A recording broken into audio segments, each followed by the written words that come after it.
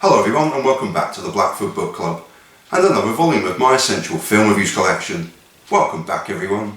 Thank you so much for being there. Early disclaimer. This is a long one, so the usual rules apply. You get to sit back, relax, kick your shoes off. It's been a long day, hasn't it? Open that second, go on, be a devil, that second packet of chocolate digestives, go on. Have a glass of wine and relax as I sit here and try to give my own written word a semblance of justice for Trainspotting, directed by Boyle. Now, I'm going to stumble and bumble through my own written word as usual, but you just sit back and relax and let's just see how we do. We called him Mother Superior on the length of his habit. If you haven't seen Danny Boyle's seminal and magnificent portrayal of heroin addiction in Edinburgh, just read the following monologue in awe and wonder at one of the greatest beginnings to a film of all time. Feel free to read the said monologue in a Scottish accent, but this isn't a prerequisite, but I definitely consider humming Iggy Pop's Lust for Life whilst you do so. Oh, and please don't roll your eyes at me for the coarse words you're about to read. These words belong to Irvine Welsh, upon whose book the film was adapted, and which similarly entered the 1990 zeitgeist, along with this stunning film. Choose life, choose a job, choose a career, choose a family, choose a fucking big television, choose washing machines, cars, compact disc players and electrical tin openers. Choose good health, low cholesterol and dental insurance, choose fixed interest mortgage repayments, choose a starter home, choose your friends, choose leisurewear and matching luggage, choose a three-piece suite on hire purchase and a range of fucking fabrics, choose DIY and wondering who the fuck you are on a Sunday morning, choose sitting on a couch watching spirit-crushing game shows, stuffing fucking junk food into your mouth, choose rotting away at the end of it all, pissing your last in a miserable home, nothing more than embarrassment to the selfish brats you spawned to replace yourself. Choose your future. Choose life.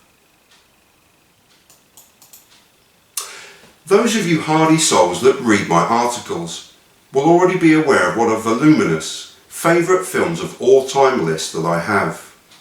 And Trainspotting is very near the summit and the highest possible praise I can give this masterpiece of a film.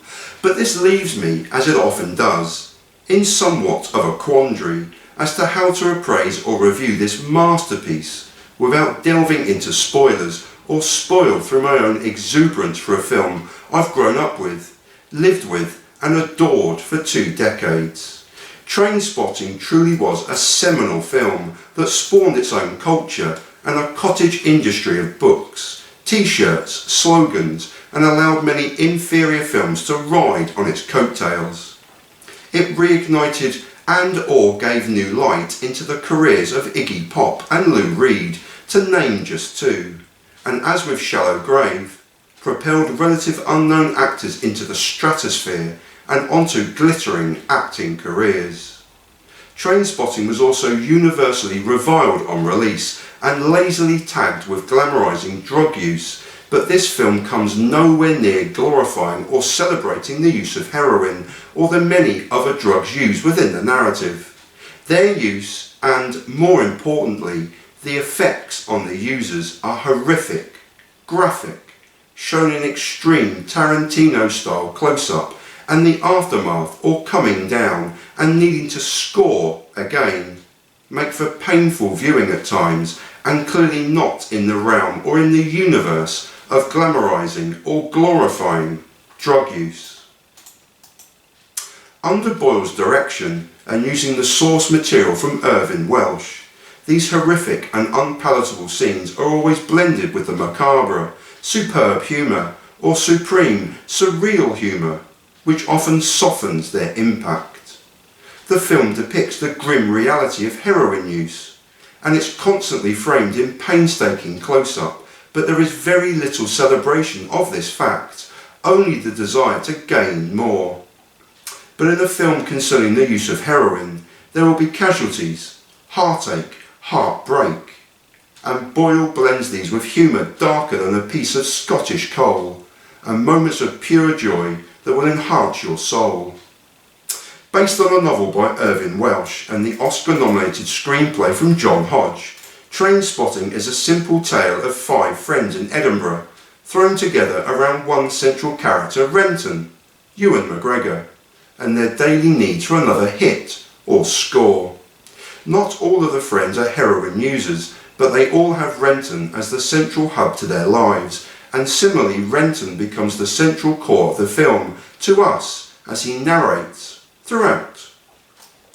He is desperate for a way out and constantly battling the demons of his dependency, but he's always one hit away from the dark side, despite his vaguely sincere plea of, with God's help, I'll conquer this terrible affliction. McGregor's performance is pitch perfect in every way. Renton's polar opposite is Begbie, Robert Carlyle, a non-drug user but heavy drinker and smoker who gets his kicks, quite literally, from sporadic and horrific violence and often on total strangers. The oldest of the friends and nominally a leader of sorts, he's also the least favoured amongst the group and the one best avoided. Carlyle's portrayal of the psychotic and unhinged Begbie is phenomenal, and another actor who benefited from the early tutelage of Boyle.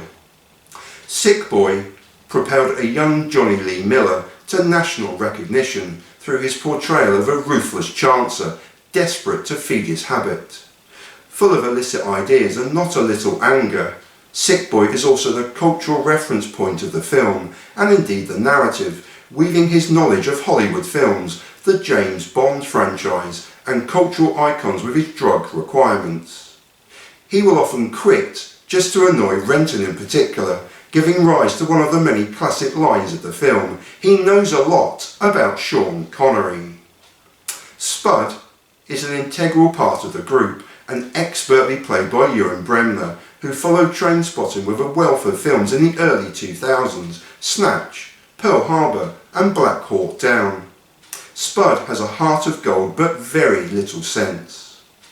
Tommy, Kevin McKidd, is another non-drug user and happily partnered and along for the ride with his friends. In support of these central characters are a wealth of intriguing cameo and support roles, and Keith Allen returns after Shallow Grave in a cameo as Dealer, and the author Irvine Welsh portrays scatty and jumpy Mikey Forrester very well. Peter Mullin also returns to a Boyle film in the guise of Swanee or Mother Superior. It is his run-down, decrepit and hole-ridden den in which the drug-taking friends often find themselves, and Mullin is superb as always. Last but by no means least is the breakout performance of Kelly MacDonald as Diane. Her introduction is perfection itself, as Renton, desperate for some female company, spots Diane across the room of the local nightclub and can only stand transfixed and watch in awe as Diane finishes the drinks brought to her by a clearly out of his depth male chancer and walks away without a flicker of emotion. All perfectly framed by director Boyle, with his camera sweeping across the room from a smitten Renton, and with that, Mark Renton had fallen in love. He wasn't the only one.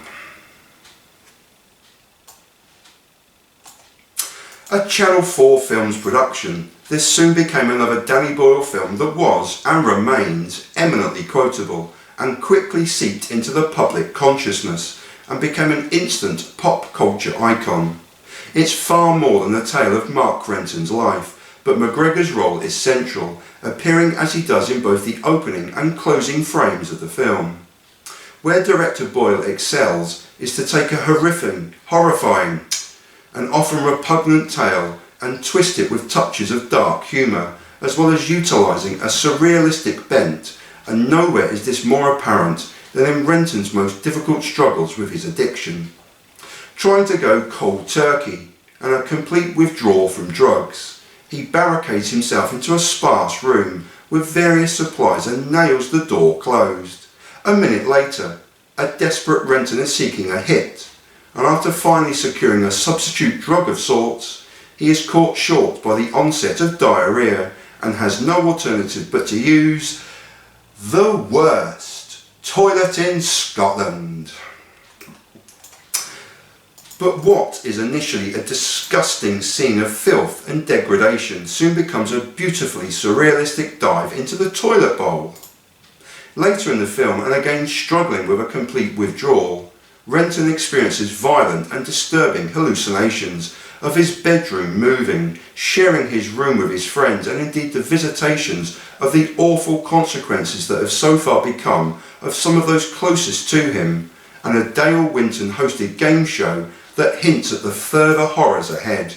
It is particularly difficult to watch, and one incident in particular is extremely shocking. But the quality of the juxtapositions employed by the director are stunning and indicative of Renton's state of mind. A final insight into the experiences of Renton and the brilliant presentation of the director is his violent overdose.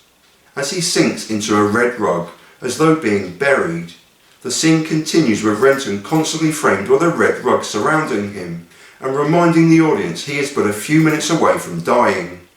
Revived in a hospital, and the aftermath is again horrific, but the scene takes no more than 3 minutes and is accompanied throughout by a beautifully quiet and original version of Perfect Day by Lou Reed. It truly is a scene that needs to be seen to be believed.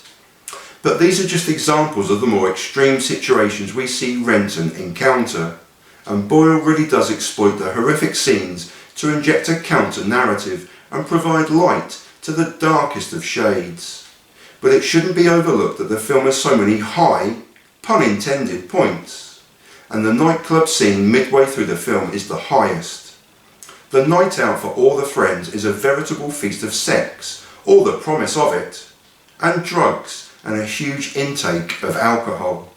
The aftermath for each is very different, from hilarious to exultant, or to the depths of desolation, but it's Renton who experiences all three. Before the morning arrives, he's fallen in love, and I haven't felt that good since Archie Gemmill scored against Holland in 1978. It's oblique unless you've seen the film, but it's also a wonderful example of the director telling his story in such a supreme and affecting way, and it's bloody hilarious too. Supporting all of these superb talents is a soundtrack that is worthy of a place in your music collection all on its own. Iggy Pop's Lust for Life opens the film, and reflective of the narrative arc, the film is closed by Underworld and Born Slippy.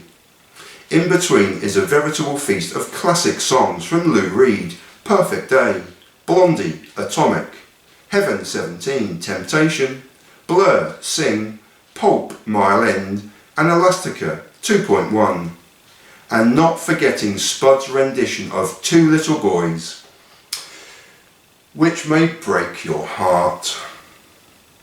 All these years on, Trainspotting remains fresh, vibrant, brilliantly funny, thought-provoking, and a horrific but beautiful watch.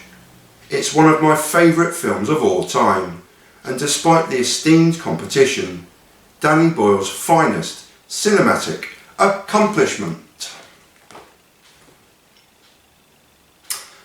Trainspotting, directed by Danny Boyle.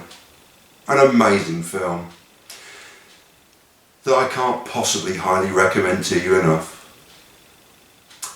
8 out of 10? One minor mistake? I'm going to forgive myself. Did you have those packets of chocolate biscuits? Please tell me you did. Did you stretch out? Did you? Did you have that glass of wine? You cheeky devil. Right, I'm going to leave you. Thanks very much for watching.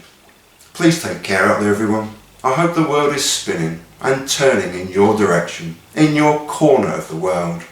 And I will leave you, as I often do, as I preach for peace and solidarity. Thanks very much for watching. See you again soon. Peace, everyone.